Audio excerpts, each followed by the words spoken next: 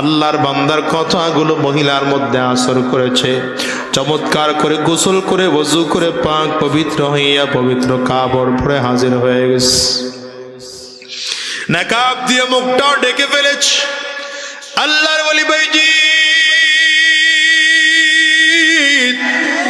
ব্যাগের থেকে একটা জায়নামাজ বের করে কিবলামুখী বিছায় দিছে। কিবলামুখী বিছায় ডাক দেয়, বোন রে, কতটা দিন হয়ে গেল মালিকের সামনে দাঁড়াও না।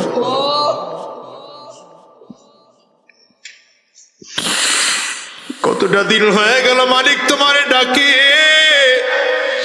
মালিকের ডাকের সাড়া দাও না। মালিকটা তোমারে দৈনিক 5 বার করে করে ডাকে, হাইয়া আলাস সালাহ, হাইয়া আলাস সালাহ, হাইয়া আলাস সালাহ। এরে ভোলার যুবক, আজকের মাহফিলে যারা এসেছো, আমিও তোমাদেরকে বলি, আমার মালিক না তোমারে দৈনিক 5 বার করে করে ডাকে।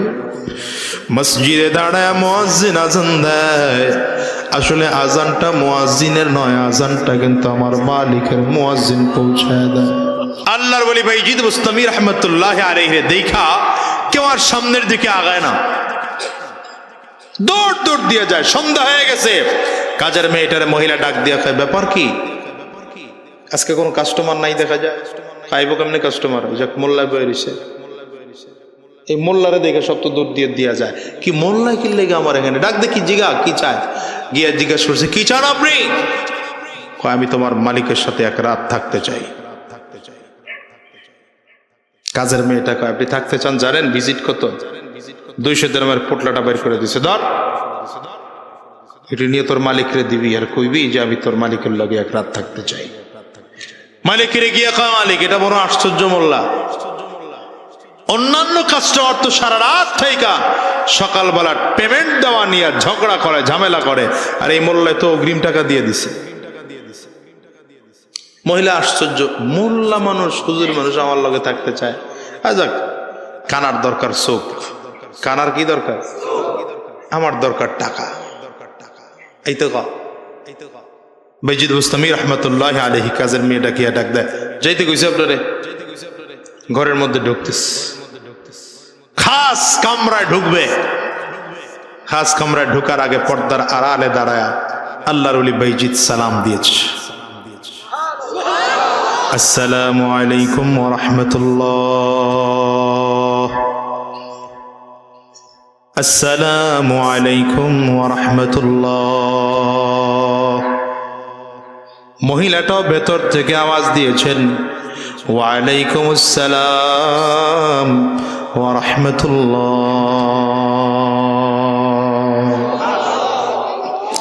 সালাম শুনে আল্লাহর ওলি বাইজিদ বুঝে ফেলাইছে এটা হিন্দু বৌদ্ধ খ্রিস্টানের ঘরের সন্তান না, এটা মুসলমানের ঘরের সন্তান। ভেতরে আগুন আছে, যদি জ্বালানো যায়, জ্বালানো গেলে আগুন জ্বলবে, একটু তাও দিলে আবার নতুন করে আগুন জ্বলবে। পর্দার আড়ালে দাঁড়ায় ডাক দেয়, বোন, আমি তোমার ঘরে অবশ্যই ঢুকবো, ঢুকবো না এমন নয়, তবে তোমার শরীরটা দিয়ে আগে পুরো শরীরটা কাপড়টা দিয়ে ঢেকে নাও, রুমের একটা কিনারায় চলে যাও, এরপরে আমার আওয়াজ দেব, আমি ঢুকবো। মহিলা চমৎকার করে পুরো শরীরটা কাপড় দিয়ে ঢেকা রুমের একটা কিনারায় চলে গেছে।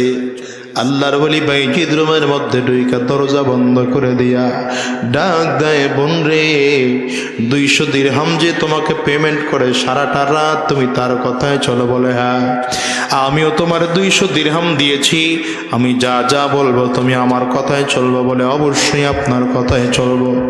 বললে, তাইলে কাজ করো, ব্যাগের থেকে একটা নতুন কাপড়, পবিত্র কাপড় বের করে দিয়েছে, যাও, এই কাপড় পরে থাকলে চলবে না, আমি পদ্ধতি বলে দিচ্ছি, এই পদ্ধতি অনুযায়ী সুন্দর করে গোসল কইরা পাক পবিত্র হইয়া এই কাপড় পরে আমার সামনে হাজির হয়ে যাও।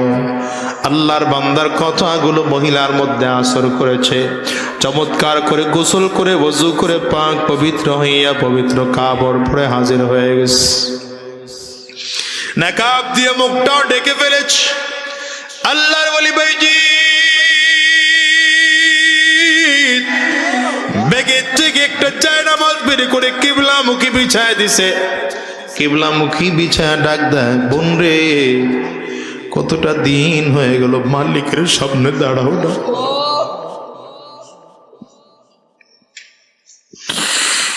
কতটা দিন হয়ে গেল মালিক তোমারে ডাকে, মালিকের ডাকের সাড়া দাও না। মালিকটা তোমারে দৈনিক 5 বার করে করে ডাকে, হাইয়া আলাস সালাহ, হাইয়া আলাস সালাহ, হাইয়া আলাস সালাহ। এরে ভোলার যুবক, আজকের মাহফিলে যারা এসেছো, আমিও তোমাদেরকে বলি, আমার মালিক না তোমার দৈনিক 5 বার করে করে ডাকে।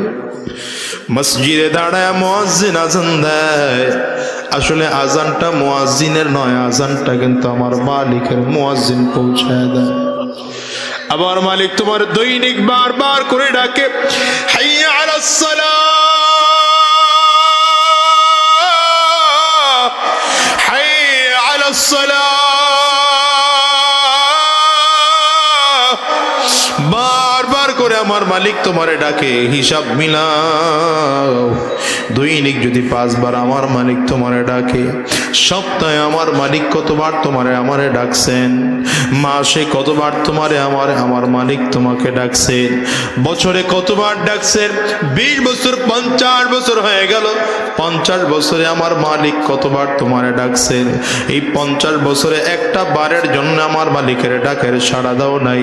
কিয়ামতের ময়দানে দাঁড়াইবা, আল্লাহরে ডাকতে থাকবা, বিপদের মধ্যে পড়ে মালিকরে ডাকবা, চোখের পানিগুলো ছেড়ে কাঁদতে থাকবা, চোখের পানিও শেষ, চক্ষু দিয়া রক্তগুলো টপ টপ টপ টপ করে পড়তে থাকবে। আল্লাহর কসম করে বলে যায়, মালিকরে সেদিন ডাকবা, আমার মালিকও কিন্তু তোমার ডাকের সাড়া দেবে না। হিসাব মিলে যাও, মালিকের মুহাব্বতের বান্দা মৃত্যুর পরে নয়, মৃত্যুর আগেই হওয়া লাগবে, ঠিক কিনা? बहुत जिस दिन आ गई दुनिया की दौलत क्या हुई, दुनिया की दौलत क्या हुई। कौन? बहुत जिस दिन आ गई दुनिया की दौलत क्या हुई, दुनिया की दौलत क्या हुई। रूह तन से उड़ गई मुर्दा की हालत क्या हुई, मुर्दा की हालत क्या हुई। कष्ट कैसे कैसे बादशाह रानिया शाह ज़ादिया अमदा अमदा बाला खाना ज़ीब ज़ीनत क्या हुई, ज़ीब ज़ीनत क्या हुई। मौत जिस दिन को, मौत जिस दिन आ गई दुनिया की दौलत क्या हुई, दुनिया की दौलत क्या हुई। रूह तन से उड़ गई मुर्दा की हालत क्या हुई, मुर्दा की हालत क्या हुई। আল্লাহর ওলি বাইজিদ বলে, বনুনে দাঁড়া যাও, কতদিন হয়ে গেল মালিকের সামনে দাঁড়াও না। মালিক না তোমারে বারবার করে ডাকে, দৈনিক না 5 বার করে হাইয়া আলাস সালাহ বলে ডাকে। আমার মালিকের ডাকের সাড়া দাও না, দাঁড়ায় যাও, দাঁড়ায় যাও। কতটা বললে মহিলার মধ্যে আসর করে ফেলেছে, আল্লাহু আকবারের তাকবীর দিয়ে নামাজের মধ্যে দাঁড়ায় গেছে। আল্লাহর ওলি ডাক দেবেন, সূরা ফাতিহা পড়ব, সূরা ফাতিহা পড়তে আরম্ভ করেছে। এইবার একটা সূরা মিলাও, সূরা মিলাইতে আরম্ভ করেছে, রুকুর মধ্যে যাও, রুকুর মধ্যে গিয়া পড়ো সুবহানা রাব্বিয়াল আযীম, সুবহানা রাব্বিয়াল আযীম, সুবহানা রাব্বিয়াল আযীম। রুকুর থেকে দাঁড়াও, সামি আল্লাহু লিমান হামিদা। এবার সাজদার মধ্যে যাও, আল্লাহু আকবার। সাজদার মধ্যে গিয়ে পড়ো সুবহানা রাব্বিয়াল আলা, কওনা সুবহানা রাব্বিয়াল আলা, পড়ো সুবহানা রাব্বিয়াল আলা। সাজদার মধ্যে দাঁড় বসে বসে সাজদার মধ্যে গিয়ে মহিলাটা বারবার করে বলতেছে সুবহানা রাব্বিয়াল আলা, সুবহানা রাব্বিয়াল আলা। হঠাৎ করে টের পায় আল্লাহর ওলি বাইজিদ আর পেছনে নাই। 2 রাকাত নামাজ কমপ্লিট করে না, ডানে তাকায়, বামে তাকায়, সামনে আর পিছন দিকে তাকায়, আল্লাহর ওলি না না খুঁজে পায় না, খুঁজে পায় না। হঠাৎ করে শুনে পাশের রুমের থেকে কান্নার আওয়াজ। কে এত কান্না করে? পাশের রুমে গিয়ে দরজাটা ফাঁকা করে তাকায় দেখে আল্লাহর ওলি বাইজি ব্যাগের থেকে আরেকটা জায়নামাজ বের করে জায়নামাজটা কিবলামুখী বিছাইয়া হাত তুলে আল্লাহর কাছে কান্না করে আর ডাক দেয়,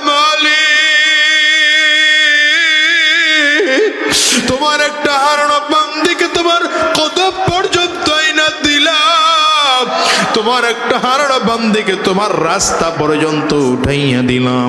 আমার কাজ আমি করছি, তোমার কাজ তুমি কইরো। আল্লাহর ওলি বাইজিদ হাত তুলে চোখের পানিগুলো ছেড়ে কান্না করে। হঠাৎ করে মহিলাটার মধ্যে আরো বেশি দাগ কাটছে। কে লোকটা? আমার জন্য এত ফিকির কেন? আমার জন্য এত কষ্ট কেন? ভিতরের সুপ্ত প্রতিভা যেন ভেসে উঠছে। 200 দিরহামের পোটলাটা নিয়ে আল্লাহর ওলি বাইজিদের সামনে রাইখা পিছনে দাঁড়ায় ডাক দেয়, আল্লাহর ওলি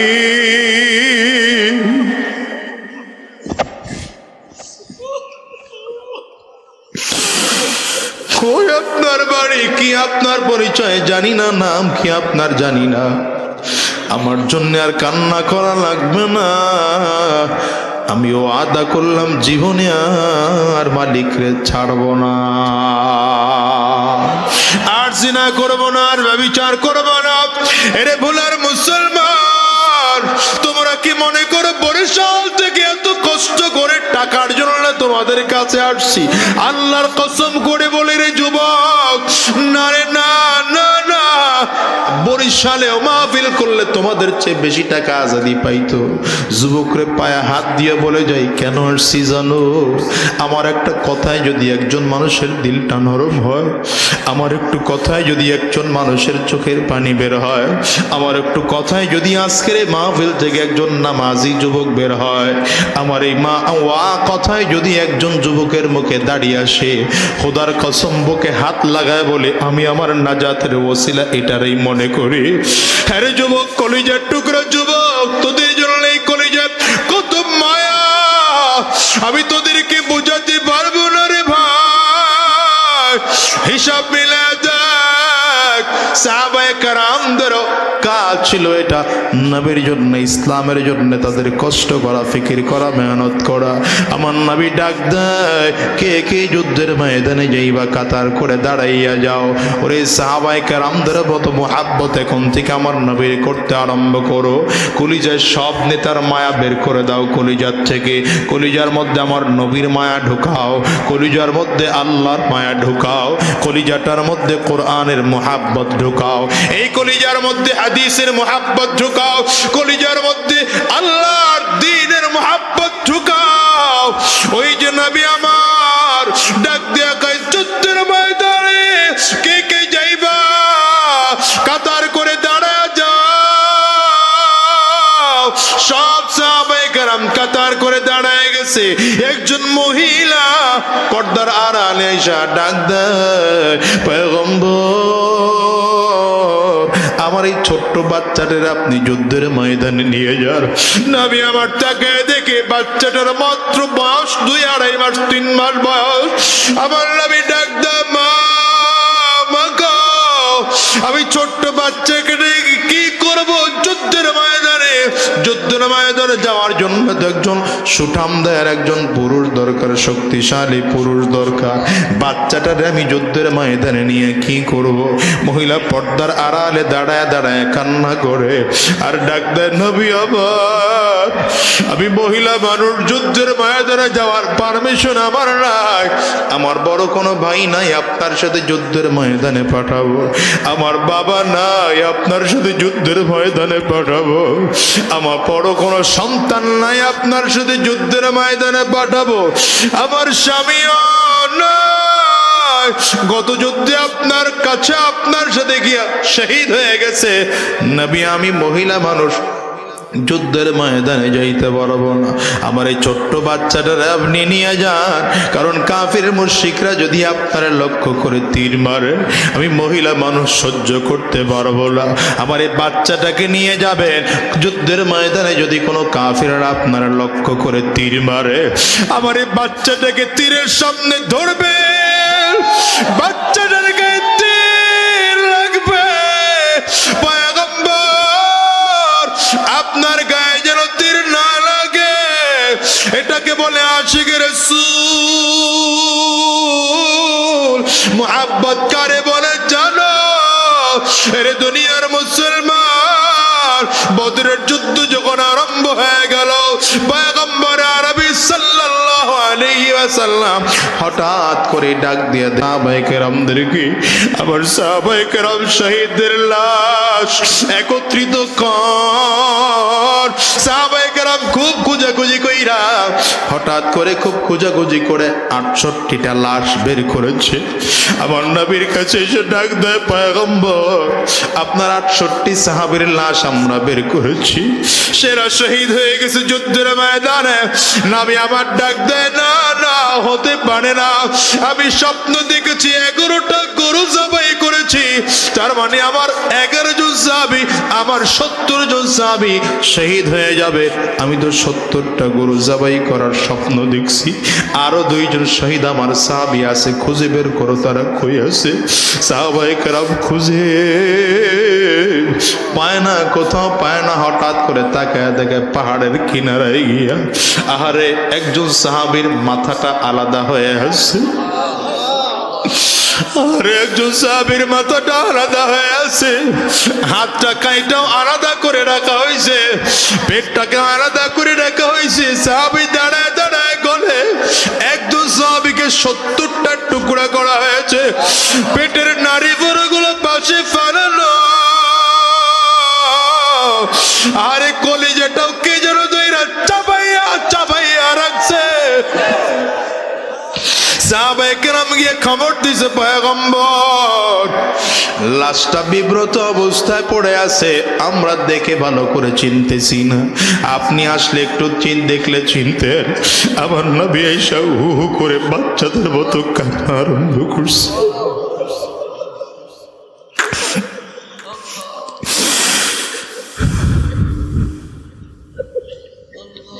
ডাক দিয়ে কয়, সাহাবীরা তোরা আমার চাচার লাশটারেও চিন না, এটা তো আমার চাচা হামজার লাশ, এটা আর কারো লাশ নয়, এটা আমার চাচা হামজার লাশ। দুনিয়ার মুসলমান, লম্বা কথা। আমার নবী বলেন এবার কত হলো? বলে 69 জন হলো। নবী আমার ডাক দেয়, আরো একজনের লাশ অবশ্যই আছে, আরো একজনের লাশ আছে, খুঁজে বের করো। সাহাবায়ে কেরাম পাগলের মতো করে খুঁজতেছেন আরো একজন শহীদ কে হয়েছে। হঠাৎ করেই দেখি পাহাড়ের কিনারা থেকে একজন মহিলা লাল কাপড় উড়াইতেছে। পয়গম্বর পয়গম্বর আপনি সাহাবায়ে কেরাম শহীদ হয়েছে, শহীদ হওয়ার আগে আগে আমার কথাটা একটু শুনে নেন, তাদেরকে দাফন দিবেন আমার কথাটা একটু শুনে নেন।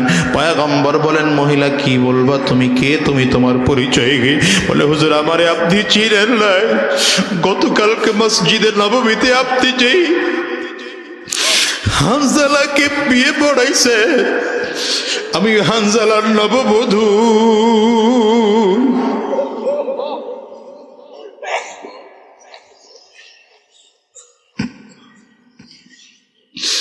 এই যুবক রে, আমি তোর পায়ে ধরি ভাই, কোন রাস্তায় তুই চলো আমারে বল। দিলের কান লাগায় ভাই কথাগুলো একটু শুই না, বিদাত নবীর দিকে তাকায় মহিলাটা বলে, পয়গম্বর আমারে চিনেন না, আমি হানজালার নববধূ। গতকালকে আপনি হানজালারে বিয়ে পড়ায় মিষ্টি বিতরণ করেছেন, খেজুর ছিটাইছেন মসজিদে নববী। হানজালা নতুন বিয়ে করছে দেখে আপনি যুদ্ধে আনেন নাই। পয়গম্বর আমার স্বামী আমার বুকের কাছে ছিল, আজকে আমাদের বাসর রাত ছিল, আমরা স্বামী আর স্ত্রী জীবনের সবচেয়ে সুখের রাত কাটাইতেছিলাম। হঠাৎ করে কোন বাতাস থেকে যেন আমার স্বামীর কানে আওয়াজ এসে গেছে, নবী আর দুনিয়ায় নাই, নবী আর দুনিয়ায় নাই। এলানটা হতে দেরি আমার স্বামী আমার বুকের উপর থেকে ওইটা দৌড় দিতে আরম্ভ করছে। আমি পিছন দিক দিয়ে টাইনে ধরছে, স্বামী যাইও না, স্বামী যাইও না। আপনার সাহাবী হানজালা ডাক দেয়, প্রাণের স্ত্রী আমার, বাধা দিও না, বাধা দিও না, আমার নবী দুনিয়ায় না। এই জীবন রাইকার কি করব, লাভ নাই। কিয়ামতের ময়দানে যদি দেখা হয় তাইলে হতে পারে, দুনিয়ায় আর দেখা হওয়ার তোমার সাথে সম্ভাবনা নাই। আমি দাঁড়ায় গেলাম, স্বামী একটু দাঁড়াও, তোমার ওমরে গোসল ফরজ হইছে, আমি এক বালতি পানি এনে দেই, গোসল করে যাও। আমার স্বামী হানজালা বলছে, প্রাণের স্ত্রী আমার, বাধা দিস না, সময় নাই, যুদ্ধের ময়দানে এক্ষুনি যাওয়া লাগবে। আমার স্বামী গোসল করতে পারে না, দৌড়ায় চলে আসছে। আমি খবর পাইছি আমার স্বামী বুঝি শহীদ হয়ে গেছে। আমার নবী ডাক দেয়, হানজালা লাশটা কই খবর লও। সব সাহাবীরা পাগলের মতো খোঁজে, না হানজালা রাদিয়াল্লাহু আনহুর লাশ খুঁজে পাওয়া যায় না। হঠাৎ করে আমার নবী তাকায় দেখেন আসমান থেকে ফেরেশতারা হানজালা রাদিয়াল্লাহু আনহুর লাশ নিয়ে নামতেছে। হানজালা রাদিয়াল্লাহু আনহুর শরীর থেকে তাজা পানিগুলো দাঁড়িয়ে বেয়ে বেয়ে শরীরটা বেয়ে টপ টপ টপ টপ করে জমিনের মধ্যে পড়তেছে। আমার নবী উপরের দিকে তাকায় কান্দে। হঠাৎ করে জিবরিল আমার নবীর কানের মধ্যে মুখটা লাগাইয়া ডাক দেয়, পয়গম্বর, হানজালার গোসল দুনিয়ার কোনো পানি দিয়া হবে না, দুনিয়ার কোনো পানি দিয়া হবে না। আমার আল্লাহ কে কে কে কে? আমার আল্লাহ হানজালার লাশকে জান্নাতি পানি দিয়া ফেরেশতাদেরকে দিয়ে গোসল করে আবার জমিনে দিয়ে যাইতেছে। এরে দুনিয়ার মুসলমান, কত মহিলা সাহাবীরা যুদ্ধের ময়দানে যাইতে পারে নাই, কিন্তু স্ত্রী স্বামীর দিকে মাথার হেলমেটটা আগায় দিছে, স্বামী আমার যাও, হেলমেটটা পরে যুদ্ধের ময়দানে যাও। আমি যুদ্ধের ময়দানে যাইতে পারবো না, তবে তুমি যুদ্ধের ময়দানে গিয়ে শহীদ হয়ে যাও। কিয়ামতের ময়দানে আল্লাহর সামনে দাঁড়াইয়া আমি বলবো, আমি শহীদের স্ত্রী, আমারও শহীদের স্বামীর সাথে দেখা করাইয়া দেন। মা তরবারিটার সুন্দর করে প্রস্তুত কইরা সন্তানের সামনে এনে দিছে, যারে বাবা যুদ্ধের ময়দানে যা। আমি মহিলা মানুষ, যুদ্ধের ময়দানে আমি যাইতে পারবো না, তবে তুই গিয়ে যুদ্ধের ময়দানে শহীদ হয়ে যাবি। কিয়ামতের ময়দানে আল্লাহর সামনে দাঁড়াইয়া আমি বলবো, আমি শহীদের মা। বোন আগায় দিছে যুদ্ধের পোশাকটা এনে ভাইয়ের শরীরে পড়াইয়া দিছে, ভাই যাও যাও যাও, যুদ্ধের ময়দানে যাও, দেরি কইরো না, তাড়াতাড়ি করে যাও। আমি মহিলা মানুষ যুদ্ধের ময়দানে যাইতে পারবো না। কিয়ামতের ময়দানে আল্লাহর সামনে দাঁড়াইয়া বলবো, আল্লাহ আমি শহীদের বোন, আমার ভাইয়ের সাথে আমার একটু দেখা করার সুযোগ করে দাও। এরে দুনিয়ার কলিজার টুকরা যুবক, কোন জীবনের মায়া করো, কোন সম্পদের মায়া করো, কোন ক্ষমতার মায়া করো, সব বাদ দাও। আমার নবী কয়, লা ইউমিনু আহাদুকুম হাত্তা আকুনা আহাব্বা ইলাইহি মিন ওয়ালিদিহি ওয়া ওয়ালাদিহি ওয়ান নাসি আজমাইন। আমার নবী কয়, যতক্ষণ পর্যন্ত তোমার নিজের বাবার চেয়ে, মায়ের চেয়ে, সন্তানের চেয়ে, পরিবারের চেয়ে, এমনকি নিজের জীবনের চেয়ে যতক্ষণ পর্যন্ত আমি নবীকে বেশি ভালোবাসা দিতে না পারবা, ততক্ষণ পর্যন্ত পাক্কা ইমানদার হওয়া যাবে না। আমার নবী বদরের যায় যুদ্ধের ময়দানে বললেন, কে কে যাইবা কাতার করে দাঁড়াইয়া যাও। কত সাহাবীরা দাঁড়ায় গেছেন, এর মধ্যে হযরতে উকবা রাদিয়াল্লাহু আনহু দাঁড়াইছেন। হযরতে উকবার একজন ছোট্ট বাচ্চা ছিল, নাম তার বশীর। মাত্র 7 বছর 8 বছরের বাচ্চা বশীর। এই বশীরকে কারো কাছে রেখেও যান নাই, দায়িত্ব দিয়ে যান নাই। যুদ্ধের ময়দানে চলে গেছেন উকবা রাদিয়াল্লাহু আনহু।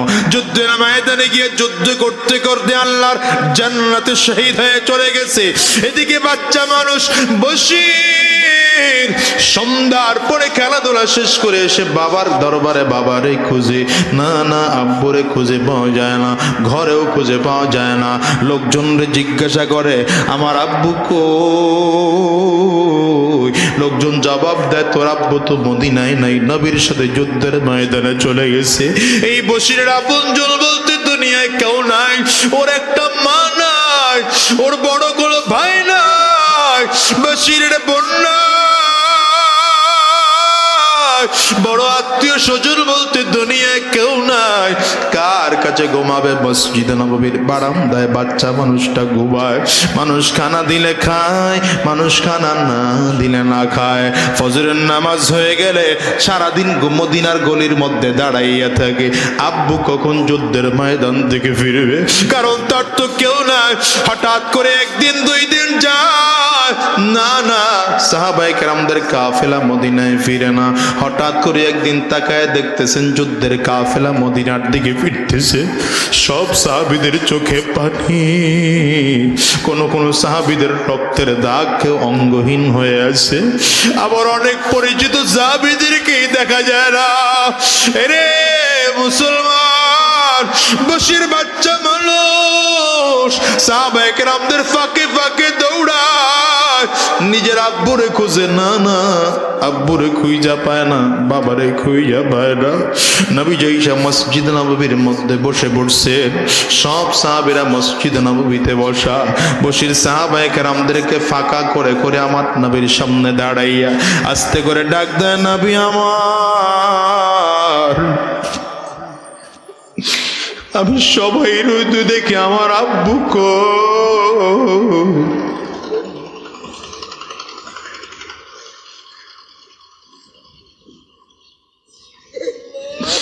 আমার নবীর লজ্জায় চেহারাটা লাল হয়ে গেছে। এই বাচ্চারে কেমনে জবাব দিবে? আমার নবী, তোর বাবা দুনিয়ায় না। নবীজি আস্তে করে চেহারাটা ডান দিকে ঘোরায় নিছেন। বাচ্চাটা আবার ডান দিকে গিয়ে জিজ্ঞাসা করে, নবী আমার আব্বু কই? নবী এবার বাম দিকে চেহারা ঘোরায় নিছে। বাচ্চাটা আবার বাম দিকে গিয়ে ডাক দেয়, আমার আব্বু কই?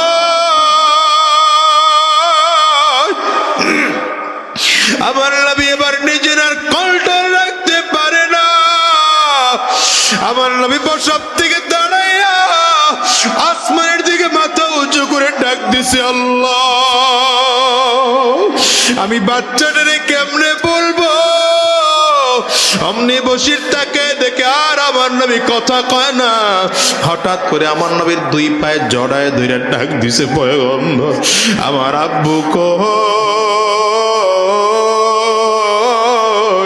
আমার নবীও কান্দে, বশীরও কান্দে। নবীজি আর নিজের কন্ট্রোল রাখতে পারে না। ওখানে দাঁড়ায় ডাক দিছে, রে বশীর, আমি কেমনে বলবো তোর আব্বু তো দুনিয়ায় নাই, তোর আব্বু শহীদ হয়ে আল্লাহর জান্নাতে চলে গেছে। বশিরের কান্নার আওয়াজ যেন আরো বেড়ে গেছে, আরো জোরে জোরে কান্না করতে আরম্ভ করেছে। আর ডাক দেয়, পয়গম্বর, আমার বাবা এটা কেমন কাজ করলো আমি জানি না। আমার বড় একটা ভাই নাই, বড় একটা বোন নাই, আমার মা নাই, বাবা নাই, দাদা নাই, দাদি নাই, আমার আত্মীয় স্বজন দুনিয়ায় কেউ নাই। নবী আমার, আমি কার কাছে যাব? ওগো নবী, আমার আব্বু আমারে খাওয়াইয়া দিত, আমি একা খাইতে পারি না, আমি একা গোসল করতে পারি না। আমার আব্বু আমারে গোসল করাইয়া দিত, আমি চলতে পারি না, আব্বুর হাত ধরে ধরে আমি চলতাম। হুজুর, আমি একা ঘুমাইতে পারি না, আমার আব্বুর মাথার মধ্যে, কোলের মধ্যে মাথা রেখে আমি ঘুমাইতাম।